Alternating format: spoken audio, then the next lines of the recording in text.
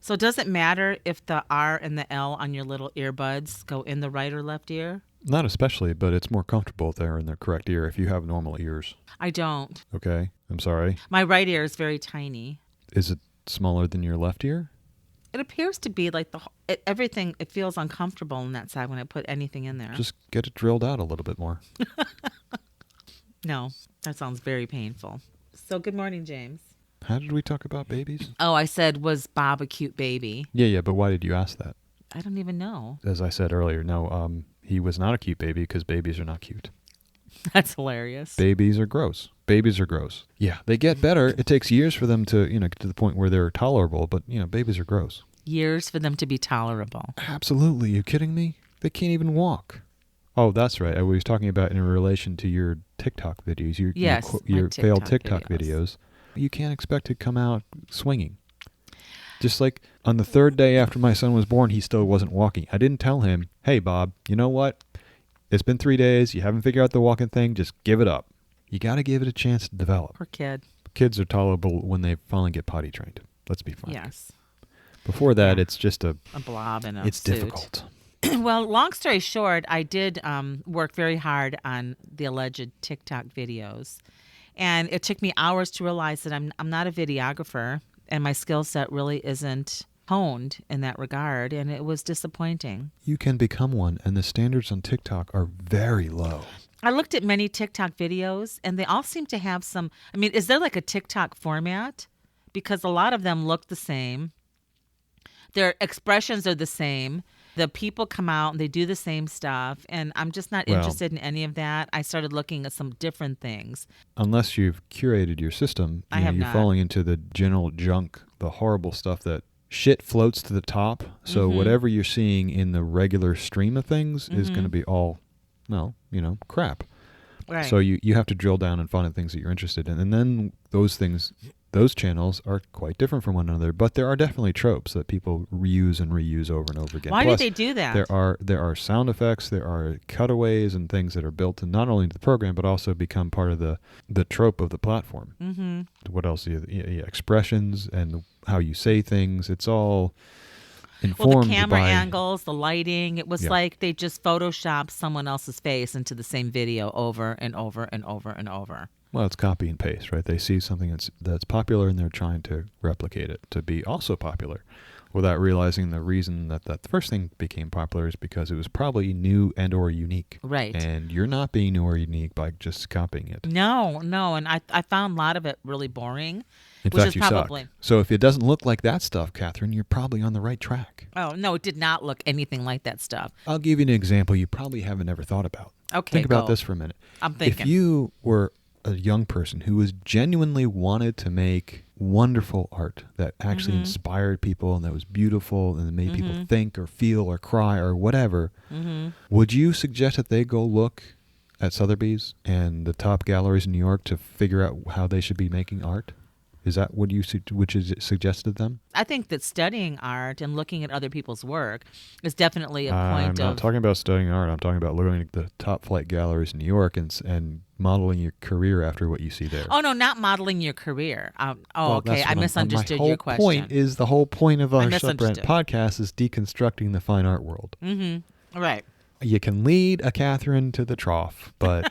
Well, actually, I don't know why I would lead you to a trough. If I led you to a trough, Catherine, I would expect you to slap me. I would probably. You know what? I don't see that happening. If I led you to a trough, I think you would just look at me, you give me that look, and you'd walk away. I probably would. And then I'd kill myself because, you'd give me the look. Yeah, I'm not a violent person. I think in your mind you are, though. I know. I think you have a lot of mind violence. I think I do. One of my favorite lines is like from Moonstruck. When Olympia Dukakis looks at her father and they're eating at the table, like a meal, and she looks at her dad and she said, "Old man, if you feed that dog one more bite of my food, I'm going to kick you till you're dead." Wow, anyway, that's very impressive. We could move on. I know the movie. I don't know if I guess I probably saw it at one point. Misha and I were talking about it the other day and we were just cracking each other up. I guess he had to be there. Well, it's not really my flavor of films. Well, it's not mine either. Moonstruck is one of the movies I could watch over and over and over again. Doesn't that have Cher in it? It does. And who's the male lead? Oh, God. You had to ask me, and I see his face, and I can't think of what his name is. Is it the idiot from Raising Arizona? Yes. Oh, God, he is awful. What is his name? Nicolas Cage, yes. I actually, What? I actually think that there were a lot of films he did that was like the same film but a different name of the film. Oh, were they all stupid? No, they all would seem like the same movie. I think Raising Arizona was the only one that was remotely interesting. And I couldn't stand that film. He's a terrible actor and makes terrible films. I loved him in Moonstruck. Not that I have opinions. Cage is a stage name. And I know. he took that after Luke Cage, a comic book character. Ah. Like a third-rate comic book character. I don't know anything about comics. So if you were going to... well, I'm just saying. It's like literally naming himself Spider-Man. What would your stage name be? I don't know. I haven't really considered it. I haven't either. Let's move on. Do you want to hear my end of the year story? Because 2021 was, so up and down, mostly up and then very sharp trajectory down. Well, only if it has nothing to do with Nicolas Cage. It doesn't. It's like my art/craft adjacent. I went to Sprouts on December 31st just to pick up some groceries. I just wanted to do a quick drive-by. And so I ordered some stuff and, they put it all together. And so I went to pick it up. And then when we met, when you took the hats out of my car, when we met at AJ's, I had all the hats. I put stuff in my car and it just sits there until it rots. So this is why you should have a Miata. No, I need something smaller. So anyway, I popped the back, hatchback thing of the SUV, and there was nowhere to put the stuff. So I said to the gal, I'm like, oh, excuse me, I got to move this. So I started moving it, and then she says, do you knit a lot? Really, it's not even a rhetorical question. I mean, there's like tons of knitting in these boxes. And I'm like, oh, yes. And she's like, do you sell? You could just be a knit thief. Or a factory. I could be anyway. You could be importing these from Nigeria or something. Yeah, Sri Lanka. I mean, where do they knit? I don't know if they knit. Anyway, so I said, yes, I do. And she's like, would you sell them? And I'm like, I used to. I don't anymore. I'm like, why, do you want one? She's like, oh, yeah, I might want a few. I'll buy some. I'm like, don't buy it. Just take some. It was the holidays. I wanted to tip them for putting the groceries in my car, and they'd done my shopping for me because I was too lazy. And so she looked at them, and she pulled out one of the little fluffy ones that you didn't really like. It was like the rainbow pastel, and she plops it on her head, which just makes me nervous because I never wanted anyone. I had like test hats that people could put on. I didn't want them just arbitrarily trying stuff on. And then I would never sell those. I would just like give them away. Oh, relax. Oh my gosh. I know. It's all about microbiology to me. So as soon as she shoved it on her head, I'm like, well, even if you don't like it, you have to take it. And then if you don't like it, keep it and pick another one. But you put it on your head. And she started laughing. She's like, no, I love it. And so she was like, oh, I want to hug you. This is so cute. Are you serious? I'm like, yes. And she's like, this is the best thing I got all day. And she was so cute and so happy. And then she walked back up to Sprouts, and two of her coworkers walked out. And then she started pointing to my car, and they were doing a thumbs up. And they started walking toward the car, and I just sped away because I didn't want any more interaction. I'm like, okay, thank you. That's a hard out. But I thought that was a nice end of year story. I made someone happy, and she was so happy. And I like, because when people would buy my stuff, they'd often smile. And I always thought that was so cute. It was so fun to see that connection. And I just you could get that connection again if you would start selling your hats again. I know. Yeah, it's going to be 70 degrees today. I think my window of opportunity. Is it? Mm-hmm. Oh, no. It's never over. People buy fashionable stuff whenever they want. Mm-hmm. Maybe I'll persist and continue doing this. She persisted. And had you sold it, obviously I would have required my cut of that sale because you only had that stuff in the car because of me. Right. What is that, like 20% or 40%? We'll get to that. And that was podcast adjacent. Right. So obviously it should just go on. Well, as a former gallerist, yes, I took 70%. Oh, really? No, I took 30%. 70% would be awesome. To do nothing and make money off someone else's. No, that's just horrific. But anyway, no, I made someone happy, and I wish she had taken more. You sped off. You ran away. I did. I sped off. Get any more. I just hit the pedal to the metal and just done. If you'd really liked her, you should have given her some NFTs because that's what all the kids want these days. Oh, the kids want the NFTs. It's just blowing up. It's really not the kids so much as you seem really focused on these things. Because I'm focused. I think it brings our podcast back full circle to, our first season, which you don't want to call our first season. We don't have seasons. I know, but our first podcast was technically about nothing. And we talked about, and I think NFTs are kind of nothing, even though they seem to be something. That's right from the first podcast. Well, there's a little bit of nothing in there, but there's potential. Okay, we'll discuss it for the viewers and listeners. Viewers. They're reviewing their life, wondering why the hell they're listening to this. Yeah, if they're here, they definitely need some help. Which we are not equipped to provide. No, I have nothing to give but hats. Just be thankful, listeners, that you don't have to deal with all the stuff that comes out of Catherine every week. What? That sounds weird. You sent me that article. Go for it. I do some of it because I find it interesting. Some of it I find that it's funny because I laugh as I press go. Okay, well, you tell me which bucket that this one fit into. Okay, Woman who earned $200,000 selling fart jars. Oh, that was just ridiculous. Don't Don't even talk about that. I deleted that article. See, you made me read it. I was laughing the whole time. While I was reading it, you were laughing the whole time thinking about me reading it? No, I laughed the whole time I pressed the button, and then I forgot about it until you mentioned it this morning. I'm like, oh God, I did send that. And I don't even drink or do any substances. You really are a sociopath. You know that? I mean, yeah, that was probably on 4 cups of coffee and like half a bagel, and I sent that to you. I mean, I don't. I made 2 notes here. One is said, "This is not art. It's not my problem. Why are you talking to me about it?" And the second one was, "Are we talking about sex workers now? Or are we talking about pornography?" I don't. That's not what we do here. Pornographic. I really saw it as something. What the hell else would it be? I thought it'd be something like a gag gift. You'd buy it like that old. Not at those prices. Spencer's. Like fart in a box. But like she put her, the thing that got to me was like she would fart in jars, but, and pardon me for this bathroom humor, it is just not even humorous. It's just downright disgusting. But why would you even bother doing that? And she did it so much that she put herself in the hospital. People were buying them, and it's a way to make money. She was some minor celebrity, and that's how she wanted to, whatever. Moving on. Yeah, let's move on. That was just so stupid. The next several articles you sent me were from Fortune, which is behind a paywall, so I didn't get to read them. I know. I'm so sorry. I didn't know. I buy the Apple Plus, so I look at everything. But they were all about NFTs, so you really do have a problem with NFTs. I guess, just like morbid interest. Do you really understand NFTs? Every time I think I understand it, it appears to be like this elusive concept that goes right through my brain cells, the brain cell walls. I think it would be amusing for you to describe NFTs. What is an NFT? It appears to be something that someone makes into some sort of file, and then they pay someone. What kind of file? I don't know. Digital file. And then you publish it, or I don't know. They call it something else. That eludes me because this whole thing eludes me. And they basically post it online in this like kind of like a matrixy thing that I believe they call a blockchain. And then it's like assigned a unique number, and then people can buy it. There's some nuggets in there. And then I don't know what they're supposed to do with it. I don't know why they'd buy it.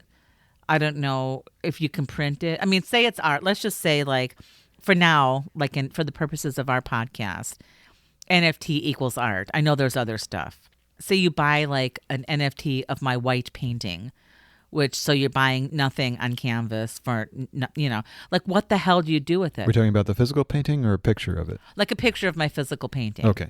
So you're talking about like a JPEG image of your white canvas. JPEG. Mm-hmm. And so I make a JPEG image. It's like stuck in the blockchain. It's like supersonic serial number XYZ123. They buy it. They own that image. I still have the painting. I didn't attach that. You can't attach. And the image. So they bought the image. What do? Say you bought XYZ123. What do you do with it? What they do with it, I think they just hold it close to them dearly at night while they are sleeping alone in their studio apartments. So you cuddle with it? Yes. That seems to be the only purpose of the NFTs. But that just makes no sense, James. None of it makes sense. It really doesn't. It's fashion or nonsense, or it's probably a lot of it is scamming. Not all of it. There's some stuff happening out there that people are transacting deals to buy, quote, artwork and, quote, own artwork. But most of it really, I think, is garbage. If you're talking about the art, the art NFTs, right. I think a lot of it is just visual diarrhea. It's just people are literally just spewing out crap just to sell, because this whole NFT thing is so new and so nascent that they don't really know what's going on. And there were some quotes from one of the articles you sent me. There's this V-Friends thing, which some guy put up, and he's made millions of dollars. Right. According to him, he's made millions of dollars just these terrible, like literally like third grade level drawings. He creates characters and he sells each one for, initially they were a couple $100 and now they're thousands of dollars a piece. And you, quote, own it, but you don't really own anything there. I mean, what's there to own? A crummy digital picture of a third grade level sketch of a character? See, that's what I don't understand. That's exactly what the high end of the art world is like. That is exactly the high end of the art world. Devoid of content, but still selling because someone has a network and someone can convince someone else that it's worth something. Okay. That's just marketing. It's the same thing in the real world. So the article I sent you, it was in Fortune magazine, and I actually thought some of the artist's work was kind of interesting. And the title of the article is a 24-year-old artist who started selling NFTs less than a year ago is now making six figures. Here's how she did it. And she does attach like some of her actual paintings to the NFT, so they can get something tangible. So that this basically becomes the receipt for the physical painting. Correct. Since I couldn't read the article, I couldn't see her work. Was her work any good? Here, I'll show you. That's a picture of one of it. That's her. Yeah, it's kind of hard to get a sense for it. Yeah, looks like a cartoon. Yeah, it's kind of cartoony. It's linear, elongated, kind of quasi. Minting it, that's what it's called. Like when you publish it, you mint it. Well, the first time you put it on the blockchain. The first block in the blockchain. Okay, so, see all of that. It just feels like someone made up this whole world, and they made up their own language, and they shared it with a couple people, and then they shared it with a couple people, and then now everyone thinks they know, and if they don't know, they front like they know that they're what we're talking about, and then everyone talks like Ethereum, blockchain, minting, blah, blah, blah, and then it's like, and then there's this thing that they've created that is just like a bunch of hogwash, and it makes me want to scream into my pillow. The screaming into your pillow part is unnecessary, Catherine, because but you hit the nail on the head. Okay, I did finally. I'm saying when you identify these things as being nonsensical, the point about bullying people into making them believe that you know what you're talking about and what you're talking about is valuable, that's the crux of it right there. That's why everything is being sold, because it's loss aversion is really a deeply seated problem with humans. And if a human feels like they're missing out on something, that's the worst kind of feeling almost the worst kind of feeling you can give a human. Oh, that FOMO thing. They don't want to feel that. Yeah, they don't want to feel... Yeah, fear of missing out. Fear of missing out. This feels like a created situation. And like art world moved into it because it is hard. I mean, this gal in the article, made a good point. She's like, it's hard to make money being an artist. Oh, duh. No shit. Yeah, duh. Unless you're really good at it. Unless you're really good at marketing or really good at making art. Exactly. If you're really good at both, you're just really good. I don't think any of those people really exist. Maybe once here and there, but very, very rarely. So here's some articles. Since you kind of going down this path, I can deconstruct one of these articles based on some of the quotes that I pulled out. This was an ABC article that I was actually able to read. Okay. A quote from one of the NFT guys. And there is optimism from some who say that Web3, basically NFTs and blockchains, Web3, right, has the power to transform the internet and society for the better. That's exactly what they always say when some new shit comes out. And guess what? That either you're lying or you're naive, because that's not how it's going to end up. And the second quote kind of is why. And this is the quote. It's about friendship. It's about relationship. In the beginning, when communities are small, that's what it's always about. But when these things grow and the communities around them are start to grow and become actually impactful to the larger culture, they're going to be completely usurped by larger companies. And those initial relationships that you're talking about in those little community groups, they will be wiped clean off the slate like they never existed. Do you remember GeoCities? No. No, you don't. That was the early internet, baby, and it's gone. Everything from the early internet has been destroyed. The internet 1 is destroyed. Internet 2, well, it's going strong. And this may or may not be, quote, the Web 3. Yeah, what is this Web 3? I thought, see, that's another layer of let's just talk some more smack on top of more smack. Well, right? Web 2 is social media. Web 1 is just being able to get on and publish something so that everyone across the world can instantly access it through a browser. That was back when blogs were a big thing and people could sub-publish, but it took a little bit of extra effort to publish rather than just getting on Facebook and, oh boy, talk about diarrhea. And, the other quote that I loved was, we're building a lifestyle and we're making a movement. I almost read that. You took the words right out of my... Smarter, greedier people are going to come in here, figure this out, and take it over, and you're going to be gone. You're going to be gone. Whatever money you made, that's fine. Make sure you don't spend it. There was a smart quote from one guy who seemed to have some idea what he was talking about, and he said, In the short term, NFTs are transforming our ability to have ownership and thus markets in digital goods and commodities. And that will start filtering into physical goods and commodities. That's his full quote. And this is the point. Right now, it's in its nascent form. So whatever it is now isn't what it's going to be. It has to transform so fully and completely before the masses can actually interact with this stuff because it's too complicated and it's not ready for prime time. Let's put it that way. It's not. And, I find myself to be somewhat intelligent, and this boggles my mind. The idea that it gives ownership of some digital stuff, in some ways that's important and interesting, but also when it crosses over into the real world, when you can connect this to a piece of actual artwork or a property or a vehicle or like a book. Like right now, you can go buy a book on Kindle store, right? Right. But are you really buying that book? Because you don't want to be able to read that so long as the Kindle platform is around, and platforms don't exist forever. Right. I mean, I think in 20 years, if the entire Kindle app just went away for some reason, that would not be surprising to me. It may be around in 100 years, but will be around in 200 years? I don't think so. So your great grandkids are not going to be able to be reading your Kindle books. It's more like a rental thing, because you can't sell it either. You can't sell a Kindle book. So you can buy a Kindle book, you can read it, then this is a digital file you have access to, but you're basically just renting it. I think that's a really interesting analogy. I think what you just said clarifies it more for me. But if you had your book in an NFT, theoretically, well, first of all, you buy it, you own it, and then you can also sell it again. Right. So that gives you some more ownership than it would otherwise. So this is one way you could use an NFT possibly for good. You could have a collection of books that you could read, and you have ownership of that. Now, again, it's a digital thing, so you could just copy the contents of the book and release it separate from the blockchain, but it's almost like a collectible, and that's a lot of the NFTs are trying to get in that same mindset of collectabilities, like comic books and baseball cards. And that's another thing. And if you're really thinking about NFTs and getting into it, just understand that that's what we're talking about. It's basically a collectible at this point. And there's no intrinsic value in the thing you're buying. It's just the value you're putting on it as a collectible. And are they really collectible? Back in the day, my friend, one of my friends and I collected those little teddy bears. What were the Beanie Babies? Oh, right. Yeah. And she texted me over the holidays. She's like, "Do you have HBO Max? You've got to watch this Beanie Baby movie." And I was just, I that's on my list to watch while I'm knitting. But like the Beanie Babies, no, but like in terms of collectibles, but like then you'd have like your little basket of babies, and someone can come over and see them. Say you're the biggest NFT collector on the planet.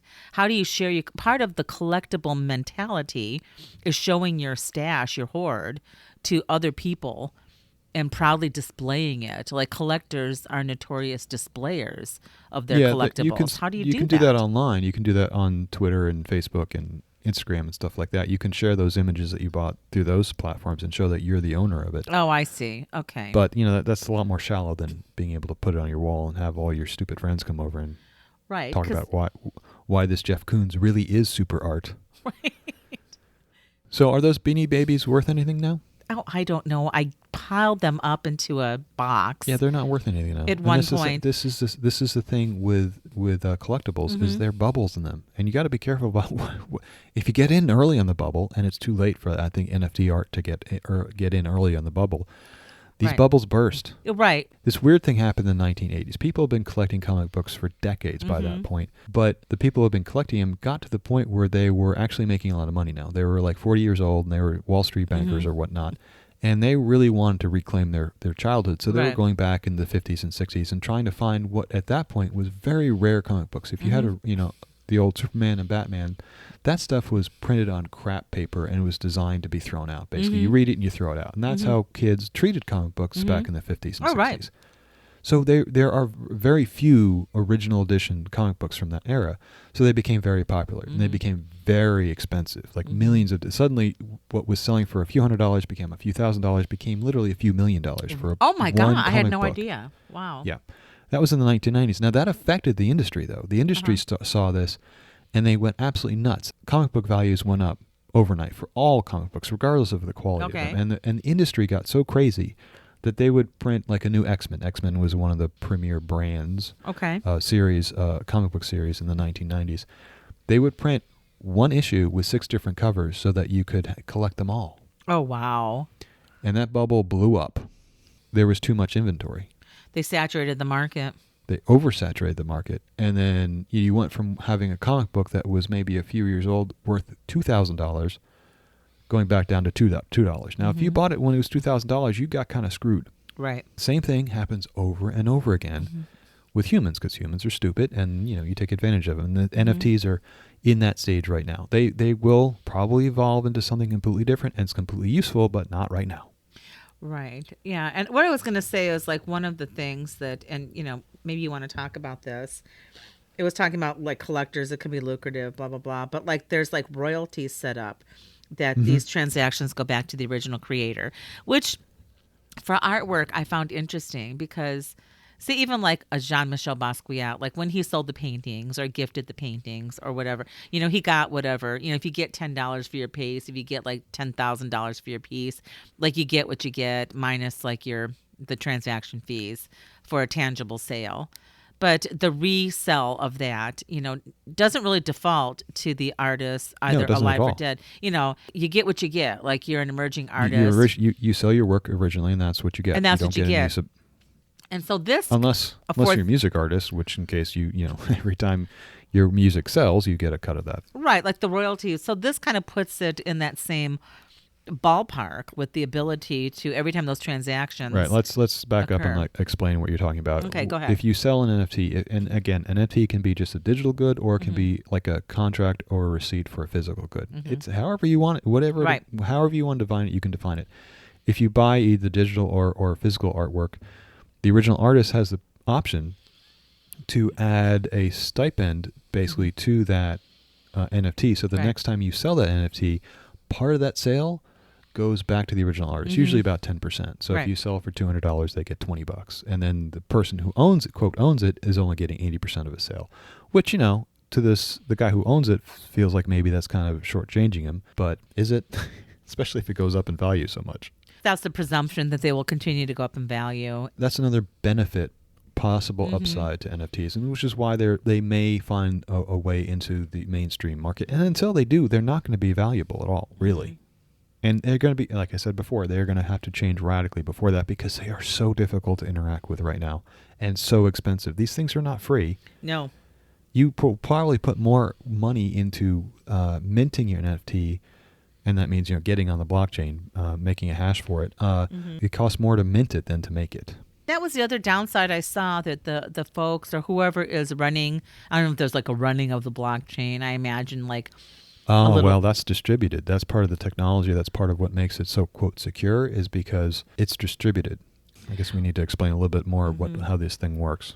It's a digital file. This digital file gets a hash or a number assigned to it, which is then distributed to a network. So a network of people now see that this particular file has this particular hash. So if you go back in the future and you want to try to sell it again or transfer it again or make some kind of change to that original file, like ownership would be a change to that file, the community has to look at your hash and say, yes, this is accurate. This is the actual hash. So if you try to fake it, the community will come in and say, no, that's not the hash that we have on file, so therefore it's not valid. But it's not like some main repository. It's the network that has copies of them. This is a weird little sub-rant, but you only need 51% of the network to agree that your hash is accurate, your NFT, your blockchain thing is accurate, to be accepted. Wow. So if anyone gets 51% control of a blockchain, they basically can do whatever they want with that blockchain. Oh, wow. They can erase everything that's happened before it or anything that's happened or dictate what happens in the future. That's kind of the scary thing about the blockchain technology, because it's distributed. If one entity ever dominated more than 51% of it, they would dominate the whole thing. Interesting. Yeah, what I was going to say is like it appears to me, and again, it's my naivete in looking at this technology and etc. But it seems like the people who are setting all this up, who are setting up this infrastructure, are really the first people, and maybe the only people ultimately who can really make money on this. No. This whole first wave will be completely eradicated by whatever wave, if it ever becomes popular enough for the masses, because they're the huge technical hurdles before we get there. The system almost has to be reinvented before it can be used by the masses. Okay. If and when that happens, this whole nascent area, just like you don't remember GeoCities, this will be a GeoCity. We will remember it fondly for a few years, but the kids being born 10 or 15 years from now won't care, or won't ever have heard or cared about VFriends or any of the nonsense that's going on now. Okay. It'll be completely gone. Okay, so it won't just be saying like NFT. We won't just be saying this is art. NFT will be here, but like I'm saying, just like the internet is still here, even though GeoCities is, you can probably go find GeoCities somewhere on the internet. Maybe not. Clue. I don't really know, and I don't care. I don't care either. But the basis is still there. It's a tool that the tool makers finally, the big guys, some smart people finally figure out how to get it profitable, and they're the ones who are going to profit off of it, not the early adopters. All right. So anyway, that kind of, it's just my morbid interest in this. Morbid. I don't know if it's morbid. It's genuine. I think it's reasonable to be interested in this stuff. And maybe we'll follow up a little bit next week and try to expand it just a little bit. I don't want to spend too much more time. I don't want to spend too much more time. We'll follow up. Yeah, we need to and maybe talk about it a little bit more. Right. Anyway, so that's and maybe you can send me some articles that I can actually read. Oh, I didn't know that Fortune was behind a paywall. Well, of course, you people inside your walled garden have no idea what's going on out my here. Little walled garden. In the rough and tumble world that's out here on the other side. I know. I've got to get out. All right, we'll go. Bye. Okay, bye.